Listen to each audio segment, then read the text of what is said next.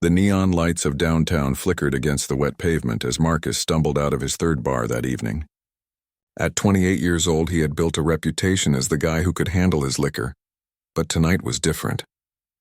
Tonight he had been celebrating a promotion at his marketing firm, and the celebration had gotten out of hand. Marcus was not a bad person by nature. He came from a middle-class family in the suburbs, graduated college with decent grades, and had worked his way up in his company through genuine effort. His friends knew him as someone who was usually respectful and considerate. However, alcohol had a way of bringing out a side of him that he would later regret. The rain had started falling an hour ago, creating a slick sheen on the city streets. Marcus pulled out his phone and called for a ride, but the app showed a 40-minute wait time due to the weather and Friday night demand. He looked around and spotted the bright lights of the Metropolitan Hotel across the street. The upscale establishment looked warm and inviting, and Marcus figured he could wait in their lobby until his ride arrived. The Metropolitan Hotel was known for its strict security policies. Located in the heart of the business district, it catered to wealthy clients, celebrities, and high-profile business meetings. The management took great pride in maintaining an atmosphere of sophistication and safety. They had invested heavily in their security team, hiring only the most professional and well-trained guards. Standing at the main entrance was James Rodriguez, a 42-year-old security guard who had been working at the hotel for 8 years. James was a veteran who had served 2 tours overseas before returning home and finding work in private security. He was known among his colleagues for his calm demeanor and professional approach to handling difficult situations. At 5 feet 10 inches with a sturdy build, James commanded respect through his presence rather than intimidation. James had seen it all during his years at the hotel. Drunk celebrities, angry business executives, and overzealous tourists had all tested his patience and professionalism. He had developed a reputation for being able to diffuse tense situations with diplomacy before they escalated. His supervisor had praised him multiple times for his ability to protect the hotel's reputation while treating everyone with dignity. As Marcus approached the hotel entrance, James noticed his unsteady gait immediately. Years of experience had taught him to spot intoxicated individuals from a distance. The way Marcus swayed slightly, the overly careful steps he took to appear normal, and the glassy look in his eyes were all telltale signs that James recognized instantly. Marcus pushed through the revolving door with more force than necessary, causing it to spin faster than intended. The action drew the attention of several guests in the lobby, and James stepped forward to assess the situation. The lobby of the Metropolitan Hotel was pristine, with marble floors, crystal chandeliers, and expensive artwork adorning the walls. It was not the place for someone who might cause a disturbance. James approached Marcus with his usual professional demeanor. He had handled hundreds of similar situations before, and his standard procedure was to politely but firmly redirect intoxicated individuals away from the hotel premises. He understood that most people in Marcus's condition were not inherently problematic. They just needed guidance to make better decisions. "Excuse me, sir," James said in a calm, respectful tone. "I'm going to have to ask you to step outside. This is a private hotel, and we have policies about guests and visitors." Marcus looked up at James with unfocused eyes. The alcohol had clouded his judgment and inflated his confidence to dangerous levels. In his intoxicated state, he perceived James's polite request as a personal insult. The promotion celebration had filled him with a false sense of superiority, and he felt that someone in a security uniform had no right to tell him what to do. "Are you serious right now?" Marcus slurred, his voice louder than appropriate for the quiet lobby. "I'm just waiting for my ride. I'm not bothering anyone here." James maintained his professional composure, even though he could see that Marcus was more intoxicated than he had initially assessed. The smell of alcohol was strong, and Marcus's aggressive tone suggested this might not be as simple as his usual encounters. "I understand, sir, but hotel policy requires that non-guests wait outside. There's a covered area just outside the entrance where you can stay dry while waiting for your ride," James explained patiently. Marcus felt his anger rising. In his distorted thinking, he saw James as nothing more than an obstacle to his comfort. The warmth of the lobby, the comfortable seating, and the sense of entitlement that alcohol had given him made James's reasonable request seem unreasonable. "Hotel policy?" Marcus laughed sarcastically. "Do you know who I am? I probably make more money in a month than you make in a year. I just got promoted to senior account manager, and I can afford to stay in this dump if I wanted to. James had heard similar boasts countless times before. Wealthy individuals, drunk on both alcohol and their own perceived importance, often tried to use their financial status as a weapon against service workers. James had learned not to take such comments personally, but he also knew that allowing this behavior to continue would set a dangerous precedent. "Sir, I'm going to ask you one more time to please step outside," James said, his voice remaining steady but with a slight edge of firmness. "Your financial situation isn't relevant to our hotel policies, and I need you to respect our rules." The other guests in the lobby had begun to notice the commotion. A well-dressed elderly couple near the elevator exchanged concerned glances, and the concierge behind the front desk was watching the situation carefully. James was acutely aware that his handling of this situation would reflect on the hotel's reputation and his own professionalism. Marcus's face flushed with anger and embarrassment. Being asked to leave in front of other people felt like a public humiliation, and his alcohol-impaired judgment prevented him from seeing the reasonableness of James's request. Instead of complying or even attempting to negotiate, Marcus decided to escalate the confrontation. "You're nothing but a rent-a-cop with a power complex," Marcus spat, pointing his finger aggressively at James. "You think that uniform gives you some kind of authority over me? I have every right to be here, and you can't make me leave." James felt his jaw tighten slightly, but his years of training and experience kept him from reacting emotionally. He had been insulted by better people than Marcus, and he knew that losing his temper would only make the situation worse. However, he also recognized that Marcus was beyond reasoning. Within his current state, the situation was rapidly approaching a point where James would need to take more decisive action to protect the hotel's atmosphere and the comfort of other guests. James took a deep breath and keyed his radio to call for backup from the security office. The Metropolitan Hotel had 3 security guards on duty during evening shifts, and James knew that having witnesses and additional support would be crucial if this situation continued to escalate. He had learned from his military experience that preparation and backup were essential when dealing with unpredictable individuals. Marcus, meanwhile, had begun to pace in the small area near the entrance, his movements becoming more erratic and aggressive. The alcohol in his system was amplifying every emotion he felt, turning his embarrassment into rage and his frustration into something much more dangerous. He began to speak loudly enough that his voice echoed off the marble walls of the lobby. "This is discrimination," Marcus shouted, causing several guests to stop their conversations and stare. "You're profiling me because of how I look. I demand to speak to your manager right now."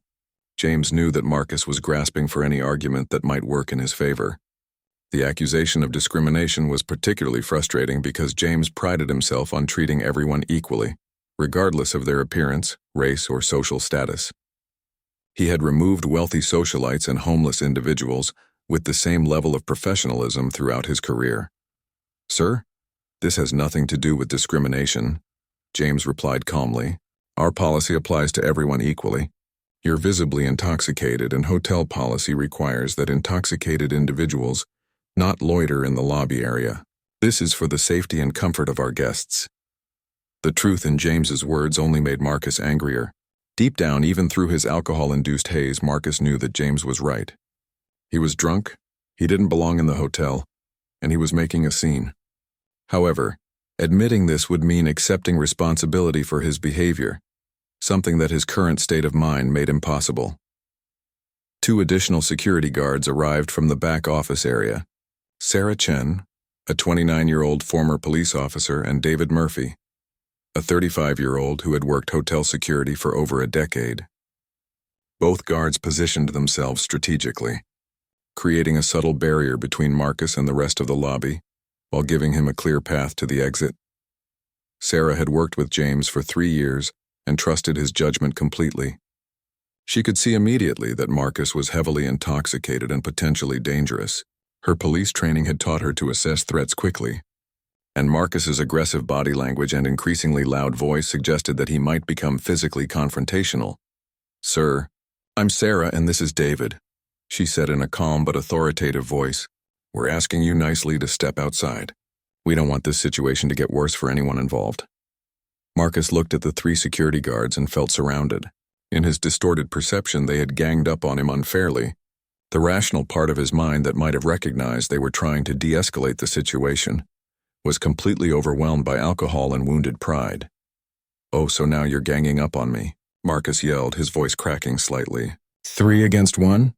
Real brave. You people think you're so tough with your little badges and radios. David, who had seen hundreds of similar situations, recognized that Marcus was entering the dangerous phase of intoxication, where unpredictable behavior became likely.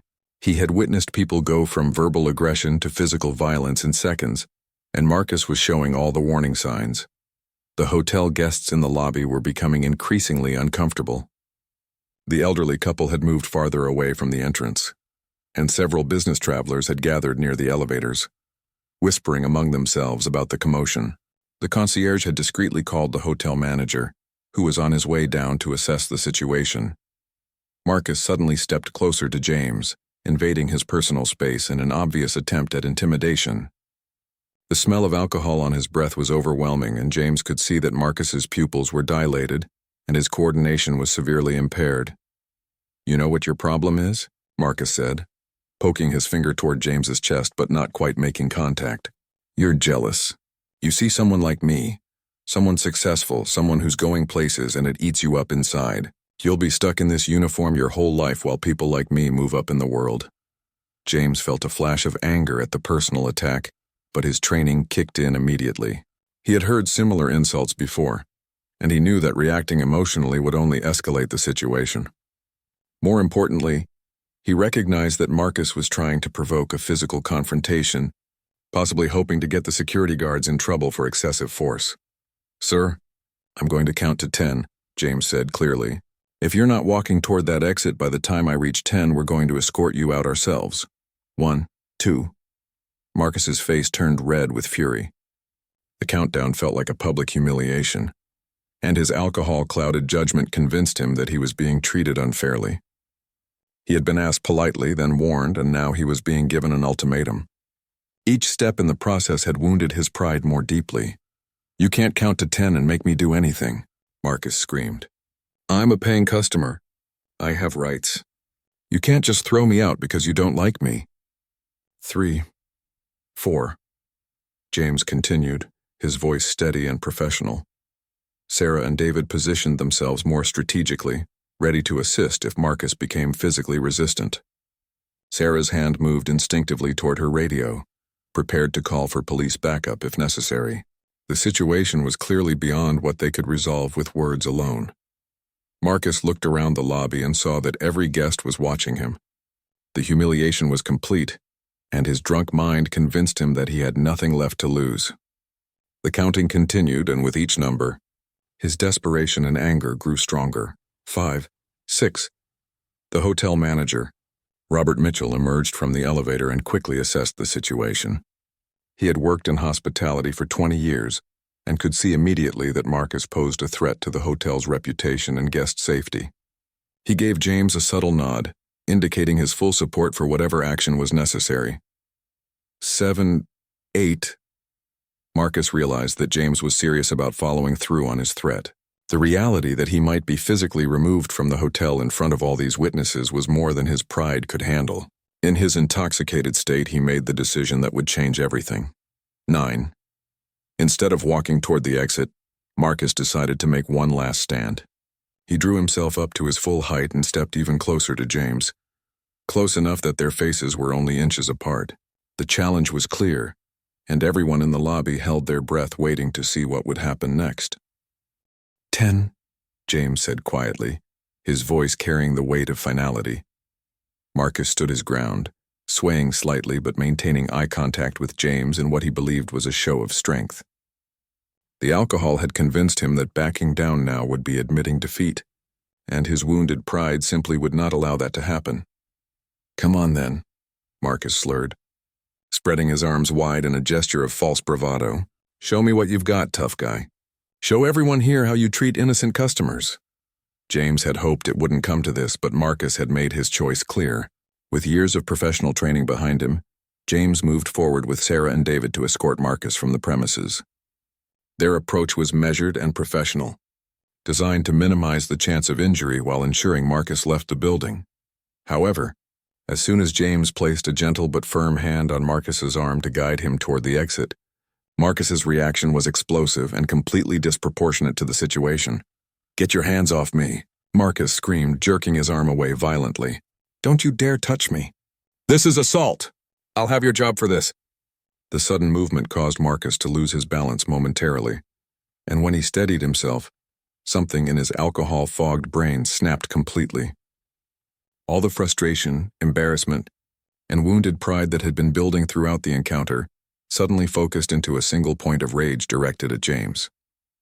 What happened next shocked everyone in the lobby, including the experienced security team. Marcus drew back his arm and swung wildly at James, attempting to punch him in the face. His coordination was so impaired by alcohol that the punch was slow and poorly aimed. But the intent was unmistakably violent. James, with his military training and years of security experience, easily dodged the clumsy attack. However, Marcus's attempt at violence had crossed a line that changed everything. What had been a simple trespassing issue was now assault on a security officer, and James knew that his response would need to be swift and decisive. Sarah immediately keyed her radio to call for police backup, knowing that the situation had escalated beyond what hotel security could handle alone. David moved to block Marcus's path to the rest of the lobby, ensuring that guests would be protected from any further aggressive behavior. Marcus, frustrated that his punch had missed completely, became even more enraged. The failure of his attack felt like another humiliation, piled on top of all the others he had experienced that evening. In his distorted thinking, he blamed James for making him look foolish rather than recognizing his own poor choices. "Stand still and fight me like a man," Marcus yelled, throwing another wild punch that James easily avoided. "You think you're so smart, dodging around like a coward." James remained calm and professional, but he knew that he needed to end this confrontation before Marcus hurt himself or someone else. The young man was clearly beyond reasoning with, and his continued attempts at violence posed a real threat to everyone in the area. "Sir, you need to stop this right now," James said firmly. "You're making this much worse for yourself. The police are on their way, and if you don't calm down, you're going to be arrested." The mention of police only served to escalate Marcus's panic and rage. In his alcohol-impaired state, he couldn't fully process the consequences of his actions, but he understood enough to know that being arrested would ruin his career and reputation. This realization, instead of sobering him up, only made him more desperate. Marcus charged at James with his shoulder lowered, attempting to tackle him to the ground. His movements were uncoordinated and telegraphed, making it easy for James to sidestep the attack. However, Marcus's momentum carried him forward, and he stumbled into a decorative plant stand, knocking it over with a loud crash. The sound of breaking pottery and spilling soil echoed through the marble lobby, and several guests gasped in shock. The elderly couple quickly moved toward the elevators, and the business travelers began recording the incident with their phones.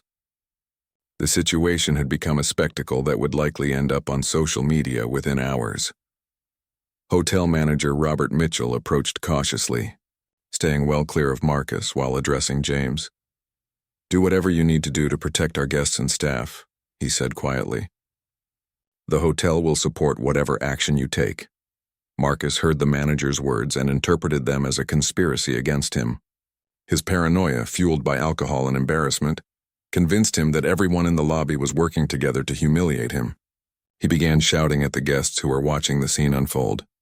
"What are you all looking at?" Marcus screamed, pointing wildly at the bystanders. "Mind your own business. This is between me and them." Sarah moved closer to James, ready to assist if Marcus became even more violent. Her police training had taught her to recognize when someone was approaching a complete breakdown, and Marcus was showing all the signs of losing control entirely. Marcus turned back toward James with renewed fury. The failed tackle had left him with grass stains on his expensive shirt and dirt on his hands, adding physical discomfort to his emotional turmoil. He felt humiliated, angry, and trapped, which made him more dangerous than ever. "You think you're better than me?" Marcus shouted, his voice hoarse from yelling. "You're nothing. You're just a security guard. I have a college degree. I have a career. I have a future." James recognized that Marcus was having some kind of breakdown, but he also knew that sympathy wouldn't protect the hotel guests, or defuse the immediate threat. He needed to end this confrontation quickly and safely. Marcus made one final desperate attempt at violence. He grabbed a heavy crystal ashtray from a nearby table and raised it above his head, clearly intending to throw it at James. The weight of the object and Marcus's impaired coordination made his movements slow and obvious, but the potential for serious injury was real. This was the moment when James knew he had no choice but to physically restrain Marcus before someone got seriously hurt. The young man had moved beyond verbal aggression to attempting assault with a weapon, and James's responsibility to protect the hotel and its guests required immediate action. James stepped forward with practiced precision, grabbing Marcus's wrist and preventing him from throwing the ashtray. Marcus struggled against James's grip, but his alcohol-impaired strength was no match for the trained security guard's controlled technique. As James secured Marcus's wrist and safely removed the crystal ashtray from his grasp, Marcus's frustration reached a boiling point. The physical restraint made him feel powerless and humiliated, emotions that his alcohol-clouded mind could not process rationally. Instead of recognizing that his own actions had led to this moment, Marcus's rage focused entirely on James as the source of all his problems. "Let go of me," Marcus screamed, thrashing wildly against James's controlled grip. "You have no right to put your hands on me. This is police brutality." Sarah stepped closer to assist James, but he indicated with a subtle head shake that he had the situation under control for the moment. James's military training had taught him how to restrain someone without causing unnecessary harm, and he was applying just enough pressure to keep Marcus from hurting himself or others. However, Marcus's struggles were becoming more erratic and dangerous. In his desperation to break free from James's grip, he began kicking wildly, his legs flailing in all directions without any coordination or target. The expensive leather shoes he wore made his kicks potentially harmful, and James realized he needed to immobilize Marcus more completely. The hotel guests had now formed a clear circle around the confrontation, some still recording with their phones while others watched in shocked silence. The elderly couple had reached the elevators and were frantically pressing the button to escape the scene. Several business travelers were speaking quietly into their phones, likely calling their own security or reporting the incident to authorities. Marcus's wild kicking suddenly found a target that he hadn't intended to hit. One of his flailing legs struck James squarely between the legs, landing a direct hit that sent immediate, intense pain shooting through the security guard's body. The impact was accidental, born of Marcus's uncontrolled thrashing rather than deliberate intent, but the effect was devastating nonetheless. James's grip on Marcus loosened involuntarily as the pain overwhelmed his trained composure. He doubled over slightly, his face contorting as he fought to maintain his professional demeanor despite the agony, the military discipline that had served him well throughout. His career was the only thing keeping him from crying out or releasing Marcus entirely. Marcus felt James's grip weaken and immediately interpreted this as a victory. His alcohol-impaired mind didn't fully process that he had accidentally struck James in a particularly vulnerable area, but he understood that the security guard was suddenly less able to restrain him. This perceived advantage filled him with renewed confidence and aggression. "That's what you get," Marcus shouted triumphantly, not fully understanding what had happened but sensing that the balance of power had shifted in his favor. "Maybe now you'll think twice before messing with someone like me."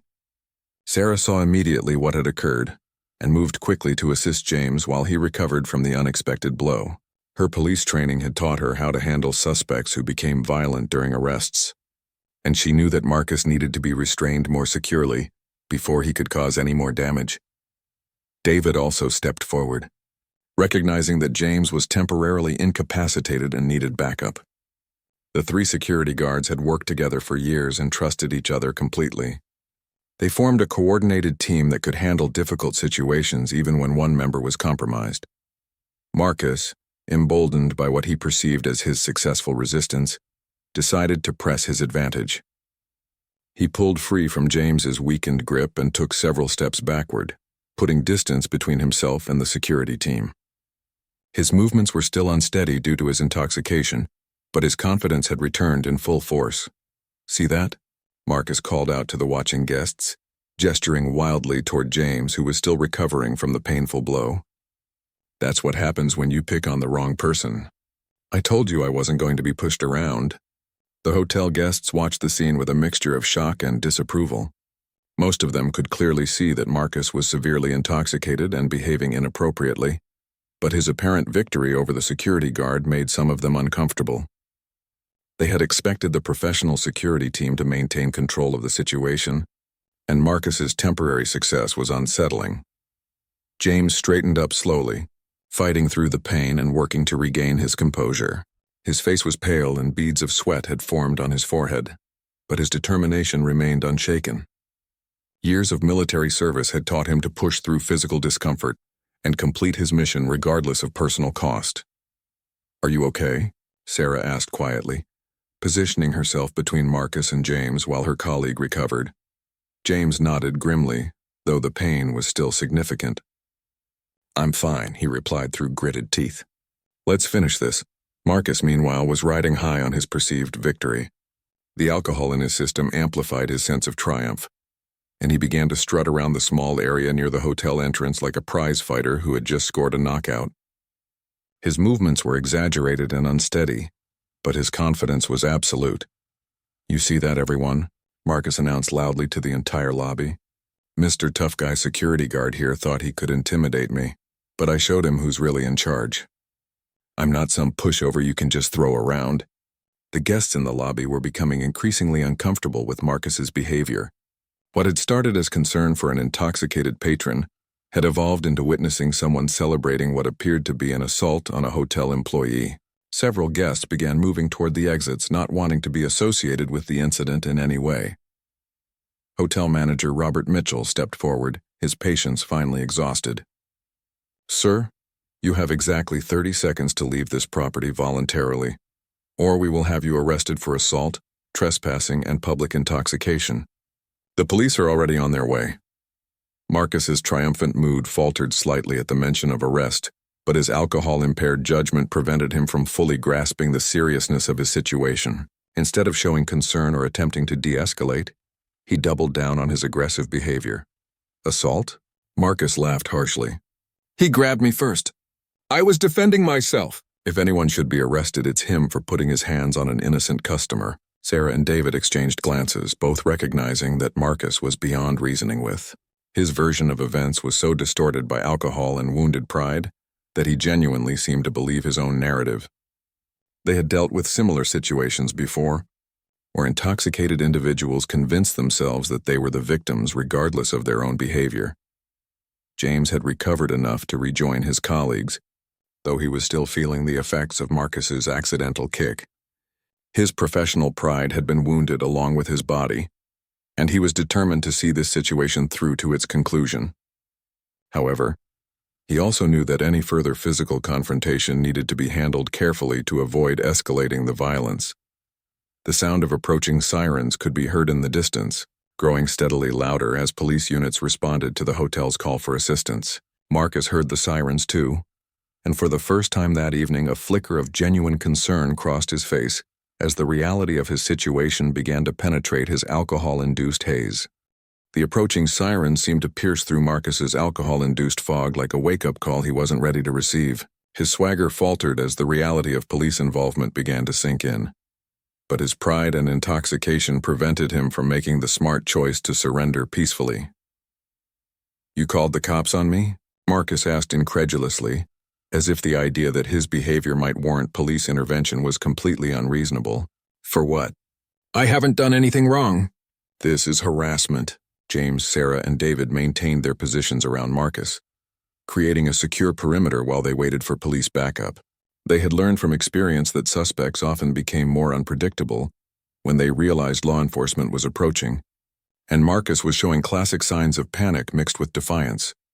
The hotel lobby had largely emptied of guests, with most people choosing to retreat to their rooms or find alternative routes through the building. The few remaining observers were hotel staff members who stayed to provide witness statements and support their security team. The concierge had locked down the front desk area and was documenting the incident for insurance and legal purposes. Marcus began pacing again, his movements more agitated and erratic than before. The sound of sirens was getting closer, and each passing second seemed to increase his desperation. He looked around the lobby as if searching for an escape route, but the security guards had positioned themselves to block all possible exits. "This is insane," Marcus shouted, his voice cracking with a mixture of anger and growing fear. "I came here to get out of the rain and you people treated me like a criminal. All I wanted was to wait for my ride." Sarah stepped forward slightly, attempting one final effort at de-escalation before the police arrived. Her experience as a former police officer had taught her that some people could still be reached even in highly charged situations if the right approach was used. "Marcus," she said, using his first name in an attempt to humanize the interaction. "We heard you mention your promotion earlier. You've got a lot to lose here. When the police arrive, how you handle yourself in the next few minutes could determine whether this ruins your career or just becomes a learning experience." For a moment, Marcus seemed to consider her words. The mention of his career hit close to home, and some rational part of his mind recognized the truth in what Sarah was saying. However, the alcohol in his system and his overwhelming sense of being wronged quickly overwhelmed any reasonable thoughts. "Don't try to manipulate me," Marcus snapped. "You people started this whole thing. I was just standing here minding my own business when this guy," he pointed accusingly at James, "decided to power trip on me." James remained silent, knowing that any response would only provoke Marcus further. The pain from the accidental kick had subsided somewhat, but his professional assessment of the situation told him that Marcus was approaching a complete breakdown. The approaching police sirens seemed to be triggering a fight-or-flight response that could lead to even more dangerous behavior. The sirens were now very close, and flashing red and blue lights could be seen through the hotel's large windows. Marcus saw the lights and seemed to realize for the first time that this situation was spiraling completely out of his control. His face went pale and his hands began to shake slightly.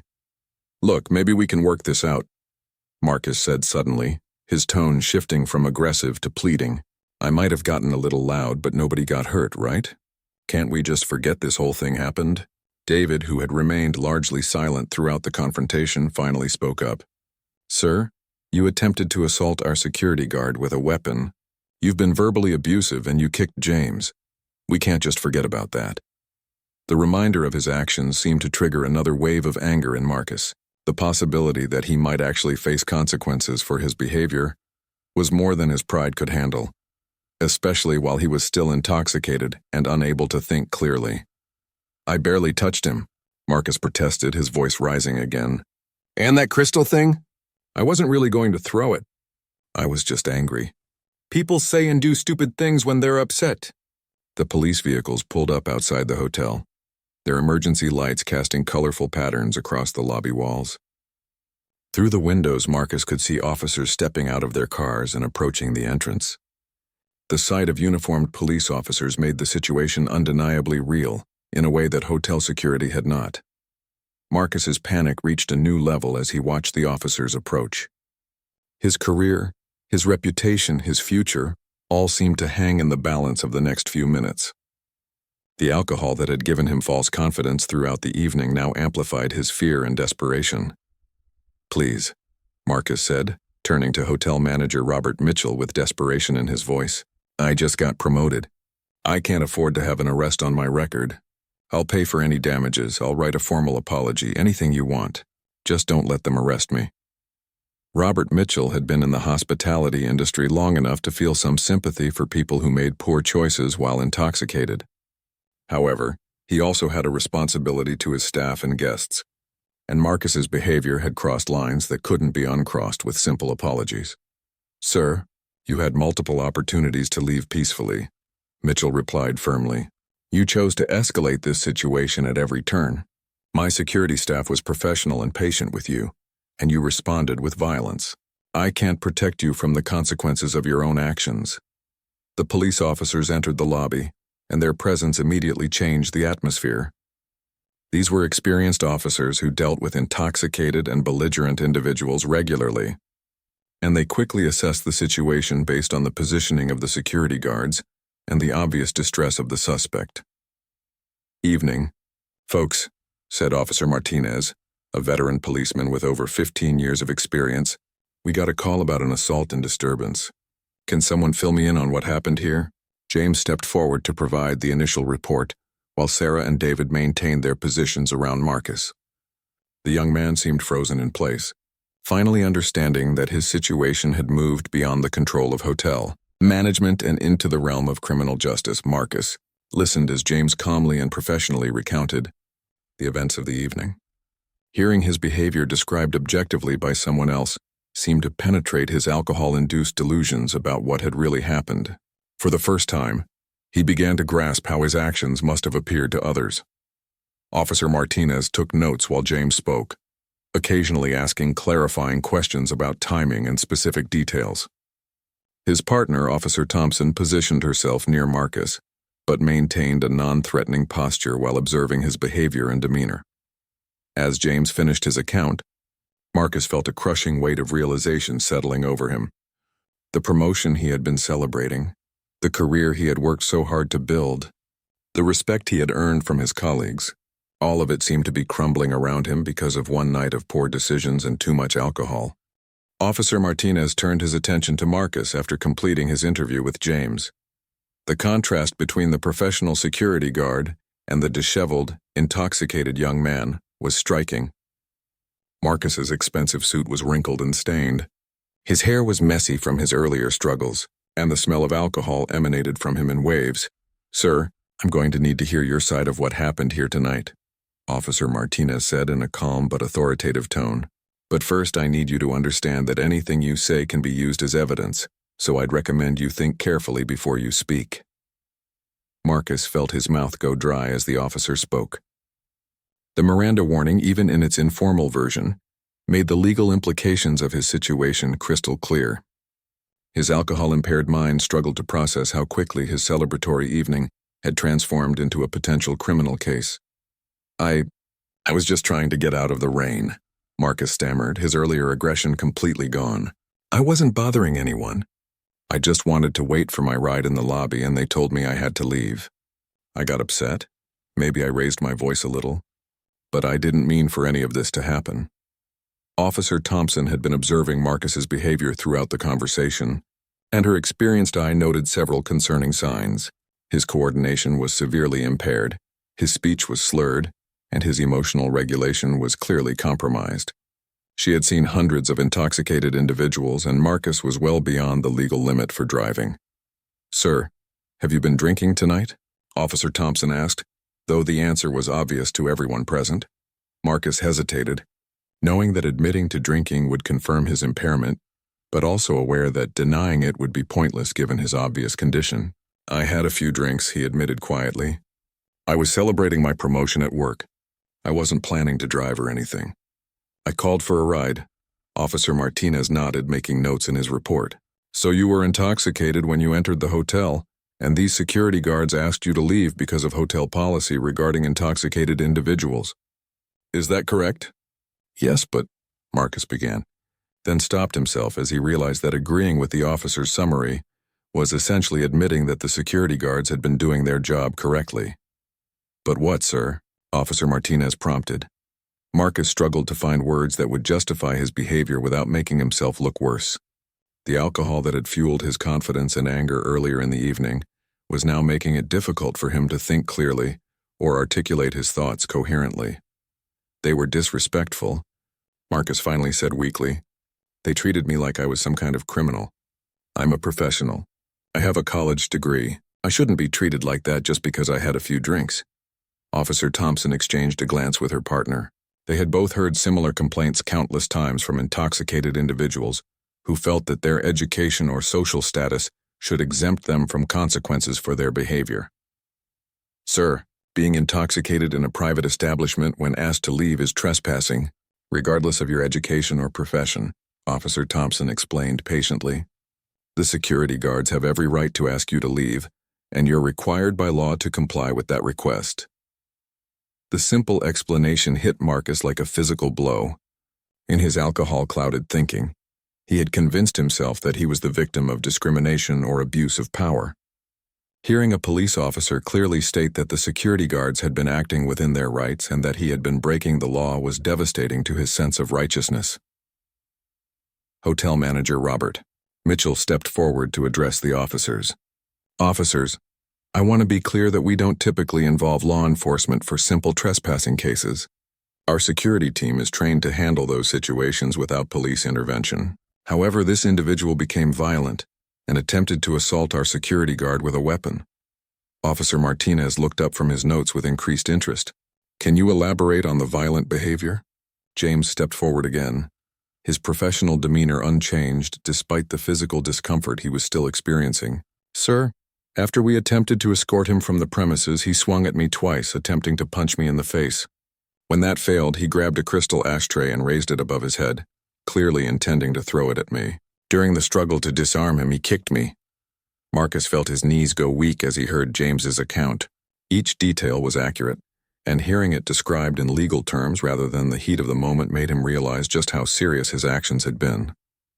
He had committed assault on a security officer, attempted assault with a weapon, and had been trespassing after being asked to leave. Is this accurate, sir? Officer Thompson asked Marcus directly. Marcus opened his mouth to deny the charges, but the words wouldn't come. The events of the evening were somewhat blurry due to his intoxication, but he couldn't deny that he had swung at James or that he had grabbed the ashtray. The kick that had caused James obvious pain was also undeniable.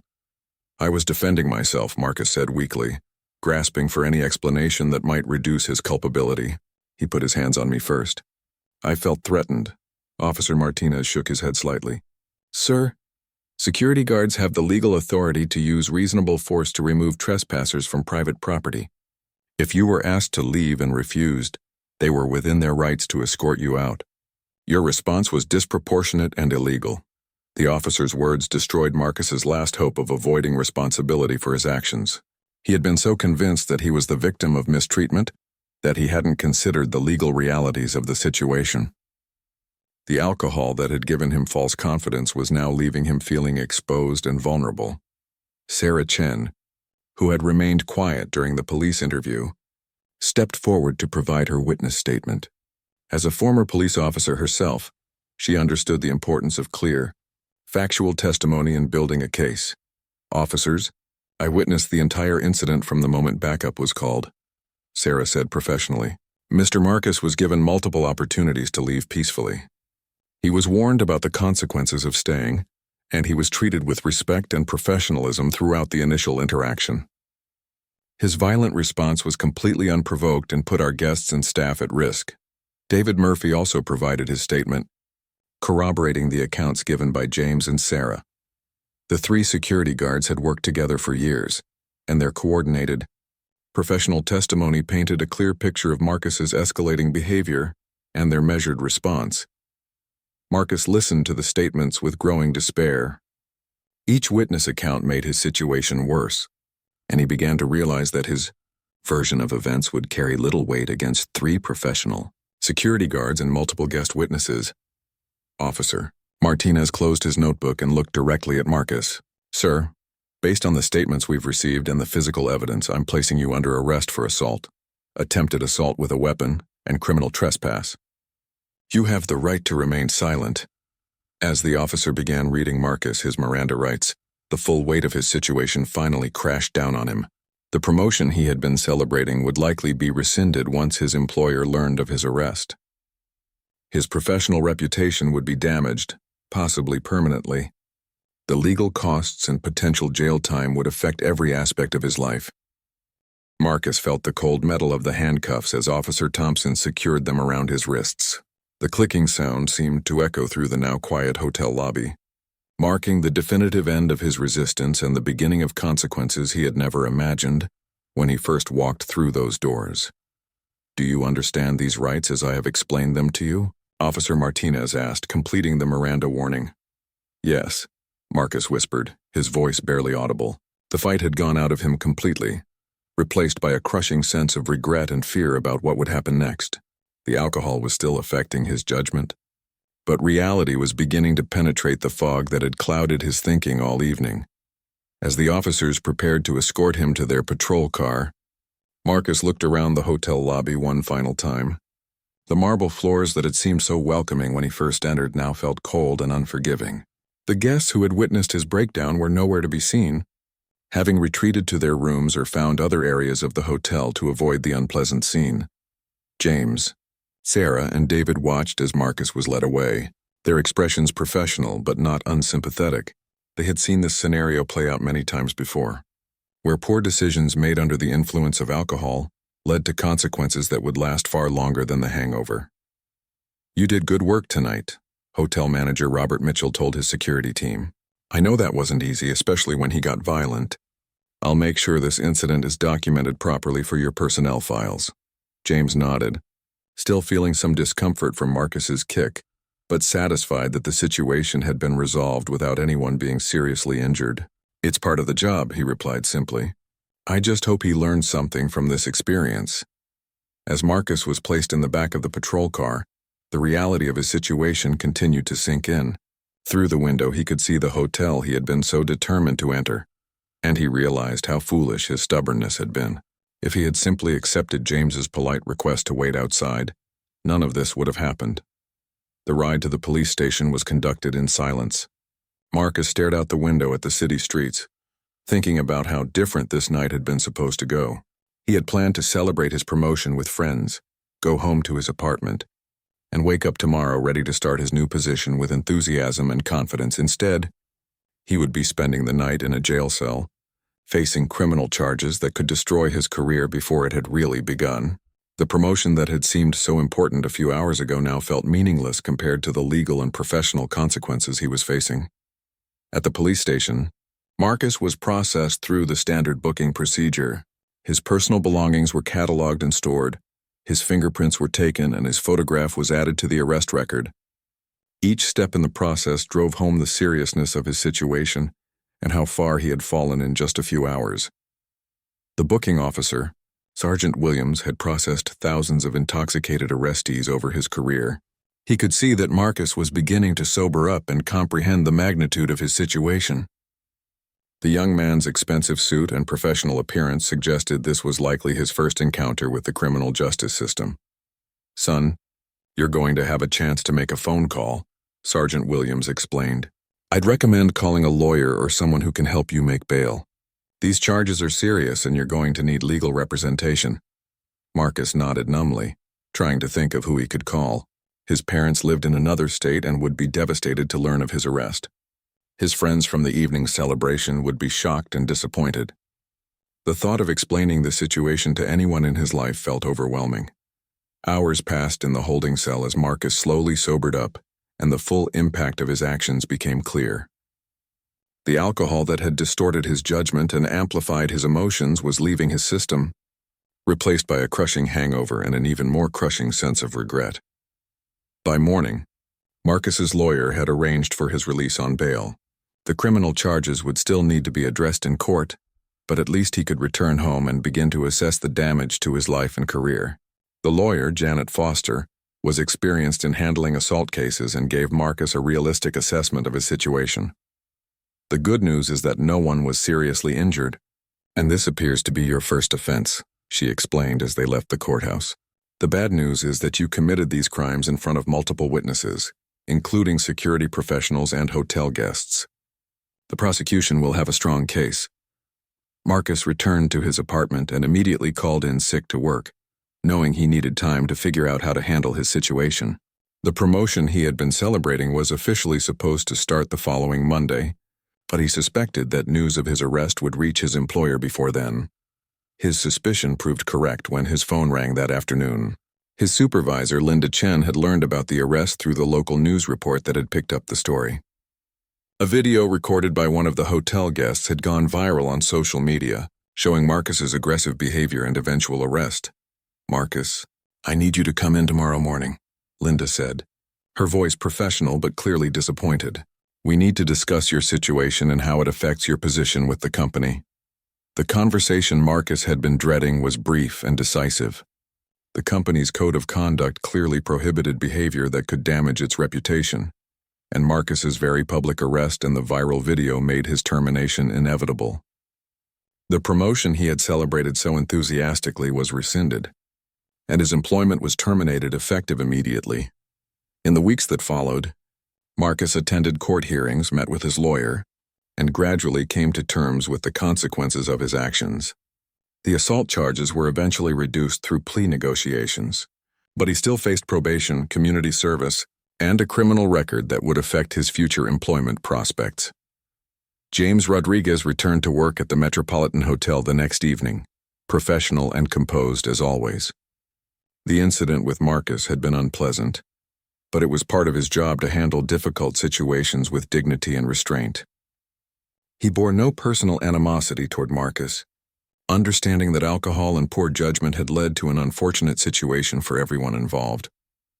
The hotel implemented new procedures for handling intoxicated individuals, including earlier intervention and more explicit warnings about the consequences of non-compliance. The incident had been a learning experience for the entire security team and management staff. Marcus eventually found new employment, though it took several months and required him to accept a position with significantly less responsibility and pay than what he had lost. The criminal record made many employers hesitant to hire him, and he had to work hard to rebuild his professional reputation. The experience had taught him valuable lessons about the consequences of his actions and the importance of maintaining control even in difficult situations. He completed his community service at a local addiction treatment center, where he met others whose lives had been derailed by poor decisions made under the influence of alcohol. Years later, Marcus would look back on that night at the Metropolitan Hotel as a turning point in his life. While the immediate consequences had been devastating, the experience had ultimately led him to examine his relationship with alcohol and develop better coping strategies for stress and disappointment. He never again allowed himself to become so intoxicated that his judgment was impaired, and he treated service workers with the respect and courtesy they deserved. The night that had started as a celebration had become a harsh lesson in personal responsibility, but it was a lesson that Marcus carried with him for the rest of his life.